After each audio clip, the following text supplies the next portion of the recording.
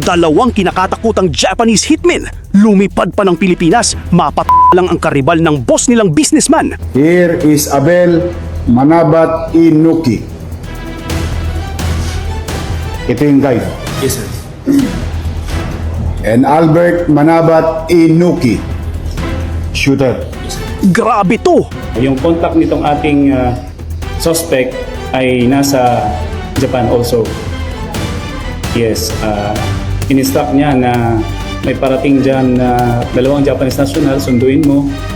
And then you plan out for the execution of these two Japanese nationals. Mga kababayan, grabing pambabastos ito sa Maynila, lalo na sa pamamahala ni Mayor Isko. One, to the family of Akinobu Nakayama, 42 years old from Shizuoka, Japan. And Hideaki Satori, 53 years old. Kami taus-pusong nakikiramay. Parang eksena lang sa pelikula, hindi ba? Na before dumating yung ating foreign nationals dito sa Pilipinas, nagkakandak na ng casing surveillance itong grupo nila. At hinahanap na nila yung mga spot na pwede nilang gawin yung assassination doon sa two Japanese national. So, based on CCTVs na nag-gather natin, forward tracking and back tracking, nakikita natin sila sa area ng Malate, Ermita, and going to Top. Paikot-ikot naglalakad at tinitingnan nila yung mga CCTV, pwede silang mahagip. Pero sabi nga ni Mayor Isko, walang puwang sa Maynila ang mga ganitong tao. Tatalupang ko buong Pilipinas, makuha lang yung mga suspect. Kaya naman nang nalaman ni Mayor Isko ang kasong ito, agad pinahuli ang mga tulunggis na to. Isa sa mga nag-utos ay kaibigan niya. Dati niya nang pinagmamaneho. And then from that, nag-offer itong nag-utos, yung ating mastermind, ng sum of 9 million pesos para itong ating mga victim. Malas nyo kaibigan, sa Maynila kayo ng gulo. Now, the other one, as we all know,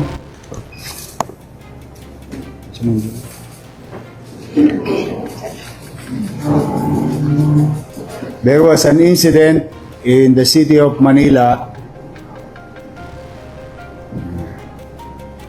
last August 15, about 10:40 p.m. involving foreigners, victims.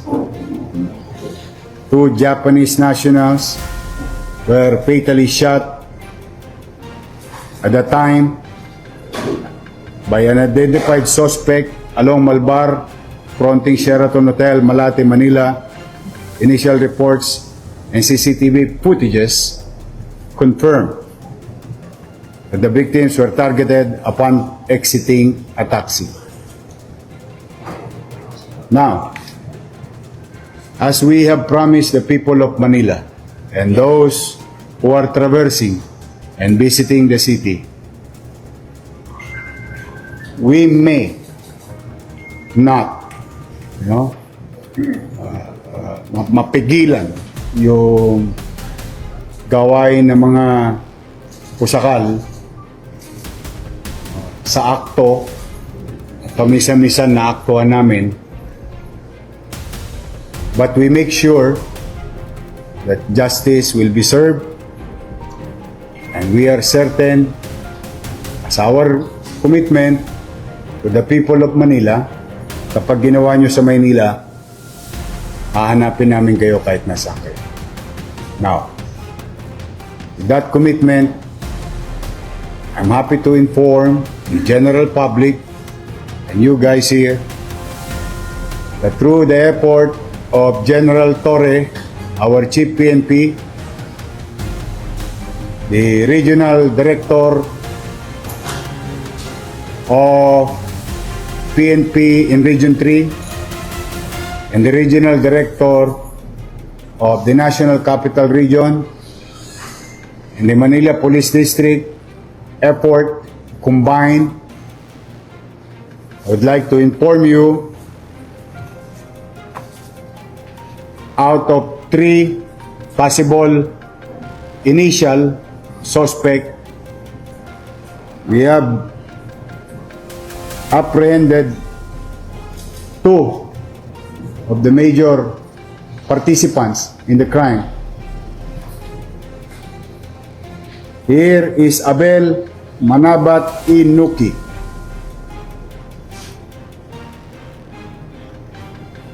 Ito yung guide. Yes, sir. And Albert Manabat Inuki. Shooter. Yes, sir.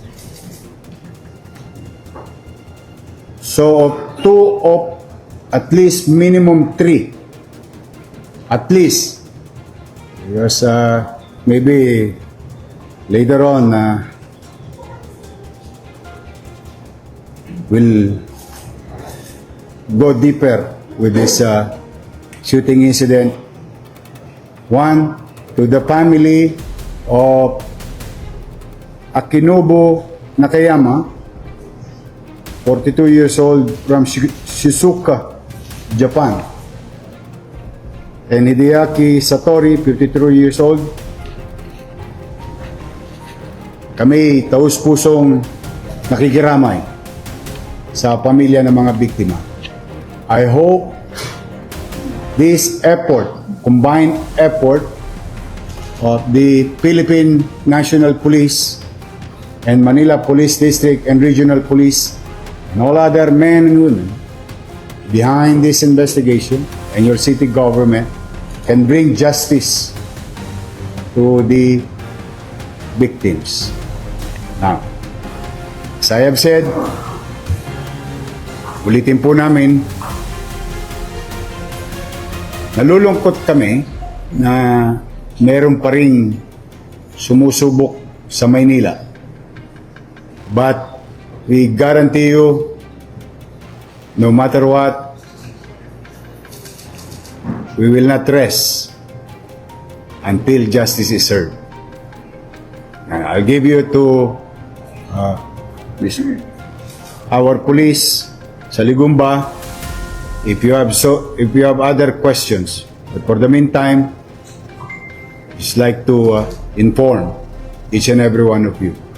These are the suspect based on investigation, backtracking of all available datas, visual datas made through the investigation. Meron ba kayong tanong? Okay. Yes. Good afternoon, Mayor Celerina Monte from NHK. Could you consider this as an isolated case? Because right now, I learned that there are some Japanese tourists or even, I don't know if investors who were supposed to come here in the Philippines, but because of this incident, they already suspended or canceled their trips. Well, it is a knee-jerk reaction for any investor. Definitely. It's normal. Not only for Japanese, but any other foreigners, for that matter. Talagang, yun ang unang, ayaw na kami dyan. Hindi kami ligtas. Nataon lang na, sabi mo nga, may papasok na Japanese investor sa bansa, and this thing happened. This can happen also in other parts of the country. But one thing is for sure, as our commitment to the people of Manila and those visiting the city, sabi ko nga, di ba, if I may use again my own words, tatalupang ko buong Pilipinas, makuha lang yung mga suspect. And that is our dedication through the effort of PNP and MPD. Nakakalungkot. But yes, it may be isolated incident because sa tagal-tagal na ng panahon naman walang nangyayaring ganito. But this also can happen to other countries. This may happen. But one thing is for sure, justice will be served. How far are we from getting the third suspect?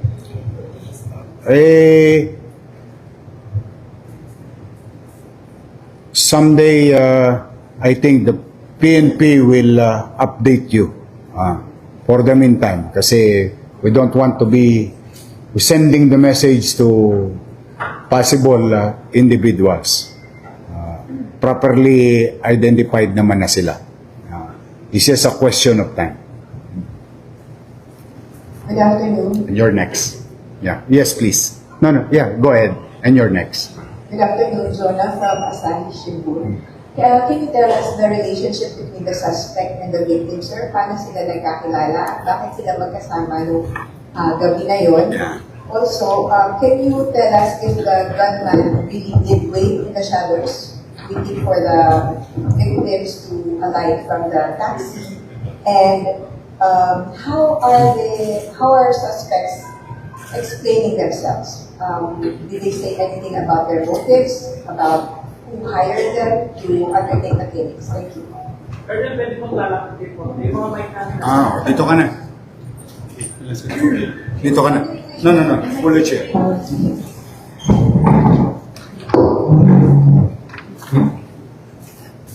Good afternoon, everyone. Isisahin ko lang yung sagot dun sa question kasi sunod-sunod.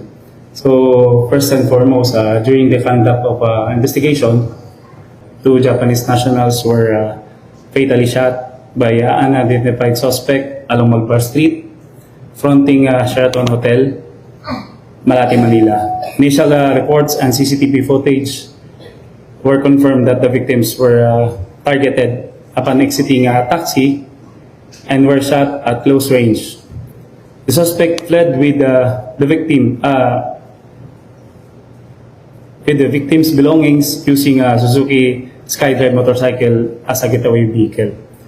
So based on our backtrackings and efforts to find out the identity of the suspect as well as the identity of the victims, we come up to we found out through the efforts of intelligence officers from MPD and our police officers in Malate, in Ermita Police Station. So we led to find the whereabouts of these victims first. So initially, nakuha natin yung identity ng taxi na kanilang sinakyan. And then through that, nakuha natin yung witness, yung driver na kasama nila. So tinanong natin kung saan sila nanggaling, yung ating mga victims. So ang sabi ng ating witness, yung driver, ay na-pick up niya ito sa Midas Hotel and Casino. So from that, nag-verify tayo kung meron silang mga iniwang identification cards or passports doon sa hotel na yon. And then tinanong din natin kung kailan dumating itong mga foreigners doon sa hotel. So with that effort, nakuha natin yung identification or passport ng 2 Japanese national to include the yung identity ng isang nag-guide sa kanila sa Midas Hotel and Casino. So with that, nag-conduct din tayo ng social media exploitations. Hinanap natin itong individuals na nakasama ng ating foreign national at nakita natin yung identity ni Abel Manabat. Nakita rin natin doon yung kanyang address at with that identification, nag-conduct pa tayo ng several exploitation sa social media. Conduct din tayo ng verification sa LTO, yung kanilang sinakyan, verification doon sa motorcycle na kanilang ginamit as a getaway vehicle.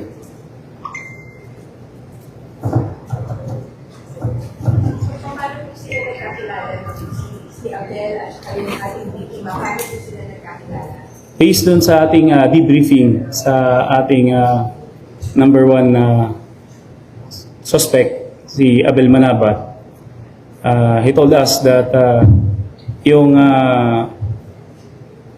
isa sa mga nag-utos ay kaibigan niya.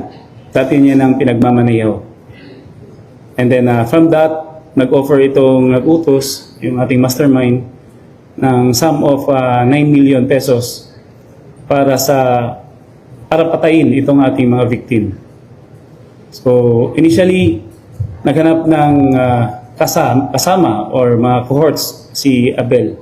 At kasama dito ang kanyang kapatid na si Albert Manabat.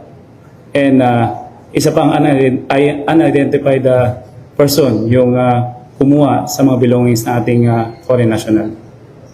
Ano po ang identity or did you describe the mastermind? Bakit sila pinag-rata to murder our leader? Initial investigation disclosed, itong ating Japanese nationals ay papunta dito sa Pilipinas. And then yung contact nitong ating suspect ay nasa Japan also. Yes, in-instruct niya na may parating dyan na dalawang Japanese nationals, sunduin mo. And then you plan out for the execution of these two Japanese nationals. How did Abel further describe the mastermind? Was he involved? Ongoing pa po yung ating investigation dyan, sir, ma'am.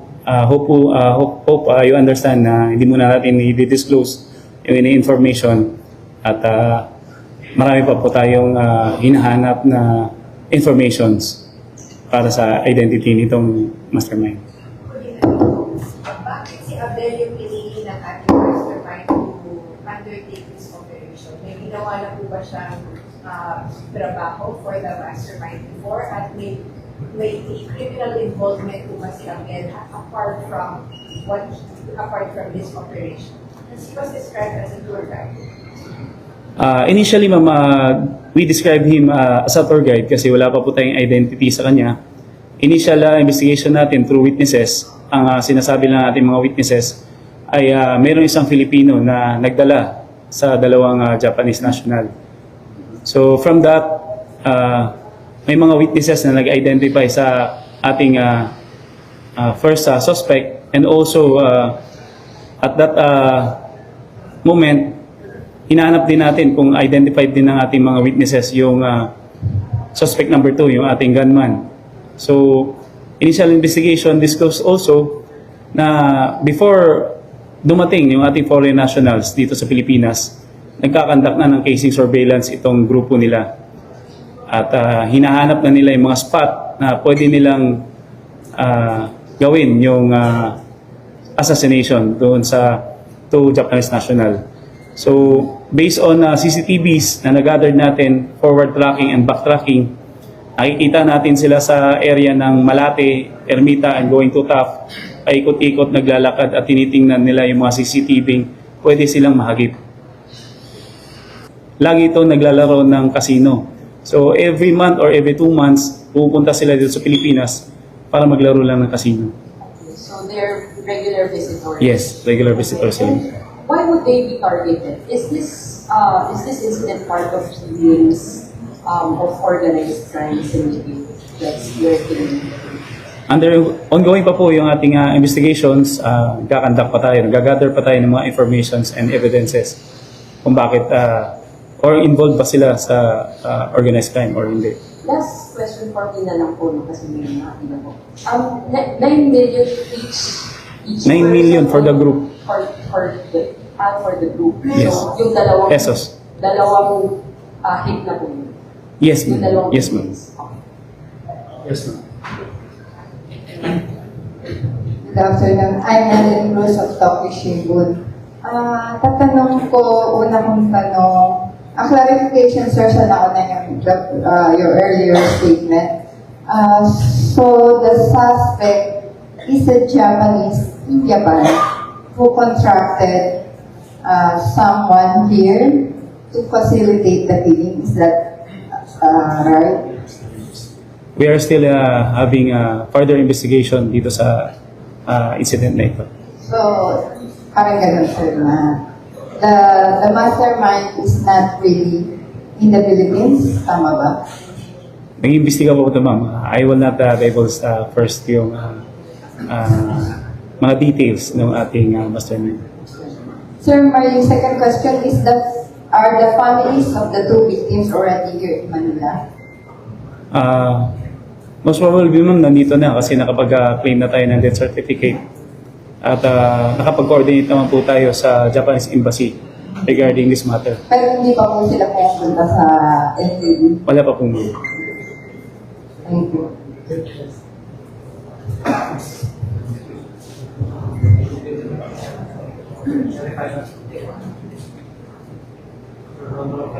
Kyoto News, Japanese News Agency.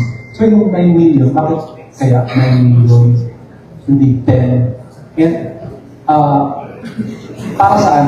Insurance money? Or may utang? May... Ito ay information lang naman nang galing sa ating mga suspect. So, hindi natin na itanong kung bakit 9 million. Pero siguro, yun lang afford ng ating mastermind. For the execution of the plan.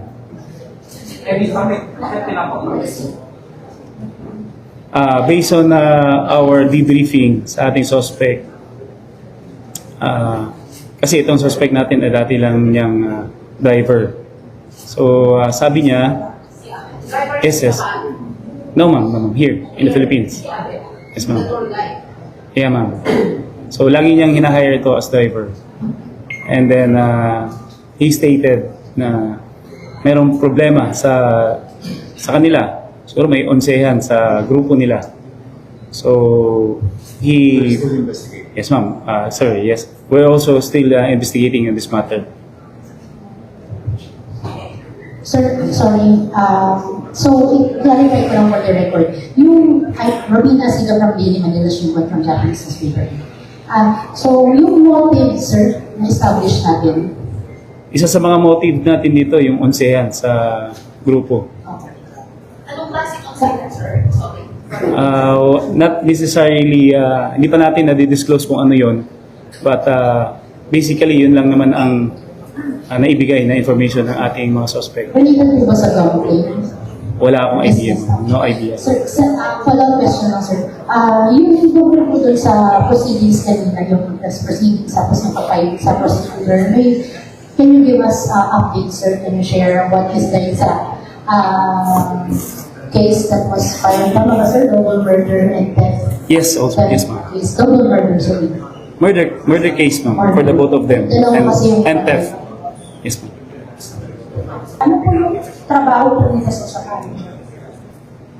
Initial investigation natin, ma'am, they were just, wala pa tayong initial na nakukuha. Pero based dito sa statement ng ating suspect, isa itong system engineer, yung isa. Yung isa ay wala siyang particular job. Yung si Hideki Satori. Yes, ma'am. Hideki Satori of 53 years old from Fukuoka, Japan. Okay, last Last question. No. Nauna yung babae. Pakisuyo mo lang. Ana Cerezo po, Tokyo Broadcasting.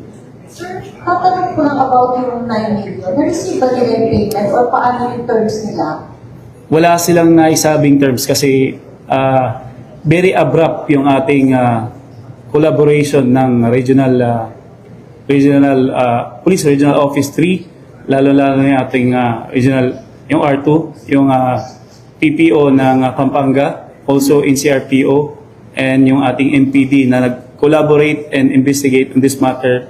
At abrupt, immediate yung ating response, kaya nahuli kaagad natin sila. So, wala na silang na-disclose kung paano nila paghahatian yung money na yun. Ang initial investigation, initial debriefing natin sila, they said na ang natanggap lang nila yung unang pabayad lang. 10,000. Yes. Sir, yung isang victim, meron siyang tattoo sa likod niya. Yes, ma'am. The relation ba po yun sa J3 Bravo na grupo? Ongoing pa po, ma'am, yung ating investigation dyan.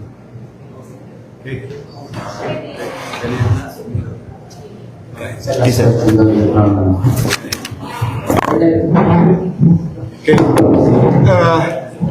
Again, ladies and gentlemen, as we have promised, we cannot go further in telling stories and sounding the next move of the Philippine National Police. I'd love to answer, and I like the way you ask question, but it may,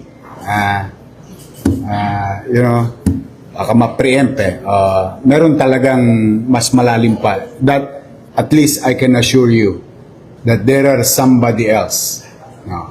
Kaya lamang talaga't pagpapasensyaan nyo na limitado lang yung pwede naming ibigay muna because the embassy, the PNP, the SOJ, the DOJ, the MPD is really looking into this and your city government.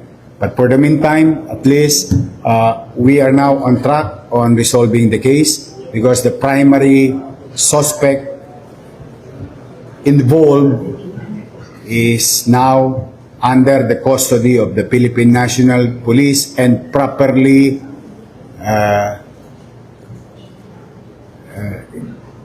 submitted to the prosecution office. So magpa-follow up to. Ayun naman ang talagang hindi lang namin may kwento sa inyo yung iba ninyong ninanais na impormasyon. I hope you don't mind.